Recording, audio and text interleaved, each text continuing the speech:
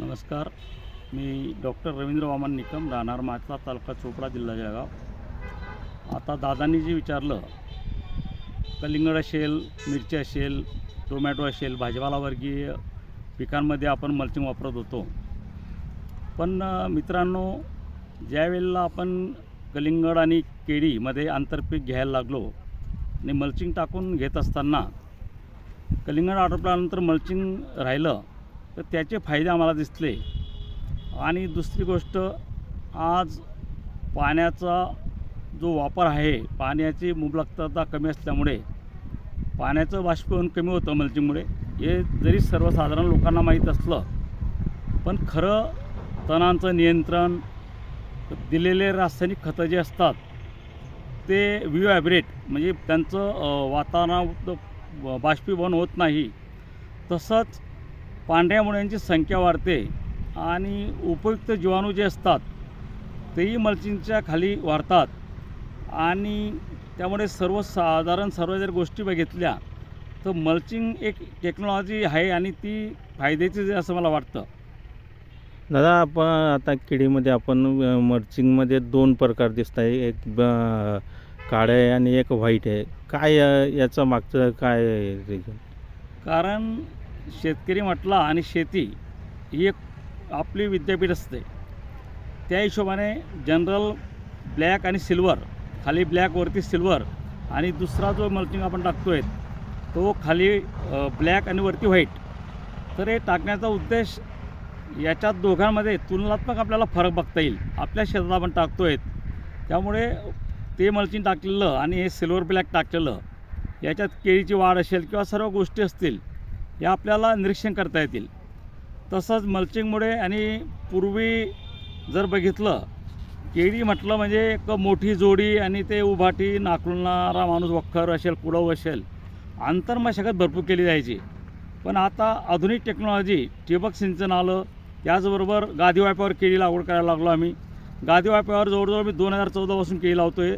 आणि त्यावेळेला मानसिकता अशी होती, बुवा ही केळी पळून जाईल. आणि मी एकदा लावल्यानंतर मला सर्व लोकांनी इतकं शहाणपण शिकवलं, म्हणजे तुम्ही ही केळीला माती लावा, तुम्ही काही पण करतात. आणि मित्रांनो, त्यावेळेला कुठेही केळी ही मातीचा भरवर उभी राहत नाही, ही मुळ्यानं उभी राहते, हे सिद्ध झालं.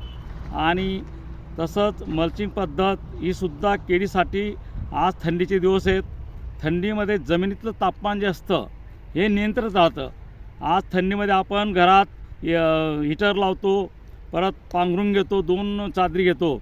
पण हे पीक जे असतं आमचं केळीचं, हे हिवाळ्यात उन्हाळ्यात मोकळ्या वातावरणात असतं आणि थंडीशी असेल, पाण्याशी असेल, तापमानाशी झुंज देतं. त्यामुळे थंडीमध्ये मल्चिंग जर टाकला तर जमिनीतलं वातावरण हे नियंत्रणात राहतं, तापमान वाढतं. त्यामुळे थंडीमध्ये केळीला थंडीचा इफेक्ट होत नाही आणि केळीची वाढ ही सतत राहते. आणि साहजिकच केळी मल्चिंग टाकल्यामुळे लवकर येते आणि चांगली येते, असा आमचा अनुभव आहे.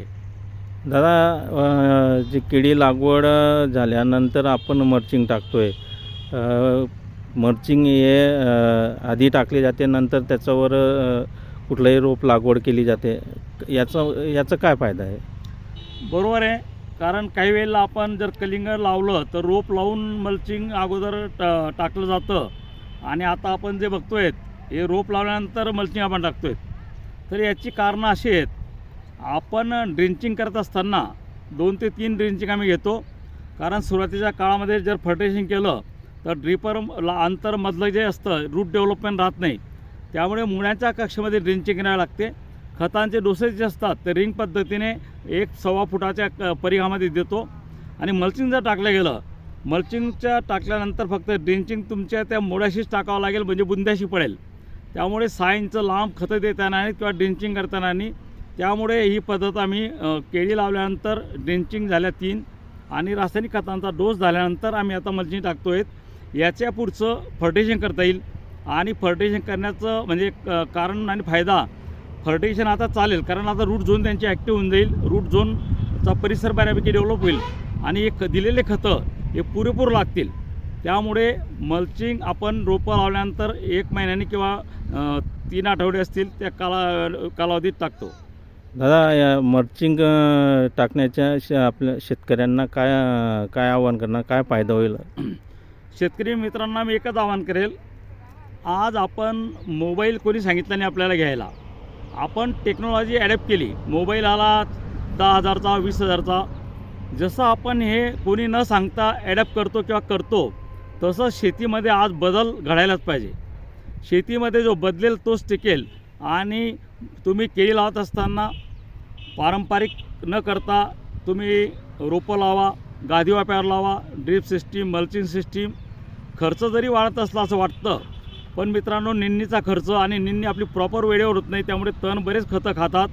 दुसरी गोष्ट पाण्याचं बाष्पीभवन, मुळ्यांच्या कक्षेत राहणारं वातावरण, जीवाणूंची वाढणारी संख्या, रासायनिक खताचं व्हायब्रेशन, हे सर्व जर बघितलं तर मल्चिंग आपण नक्की टाकावं असं मी शेतकऱ्यांना सांगेल. मल्चिंग टाकताना चांगल्या क्वालिटीचं म्हणजे व्हर्जिन मटेरियलपासून बनवलेलं आणि अल्ट्राव्हायलेट रिफ्लेक्ट करणारं, माझे बरेच शेतकरी मित्रांना मी एक आव्हान करेल किंवा विनंती करेल, स्वस्त मिळतं म्हणून मल्चिंग टाकतात. मल्चिंग म्हणजे कचकुळा नव्हे.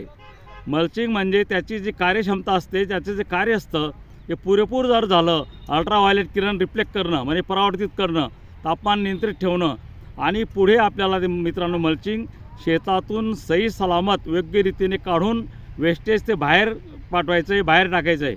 शेतामध्ये जर तुम्ही हलक्या दर्जाचं मल्चिंग टाकलं तर त्याचे तुकडे शेतातच राहतील आणि तुमची जमीनचं आरोग्य तुम्ही खराब कराल, एवढी मी विनंती करतो.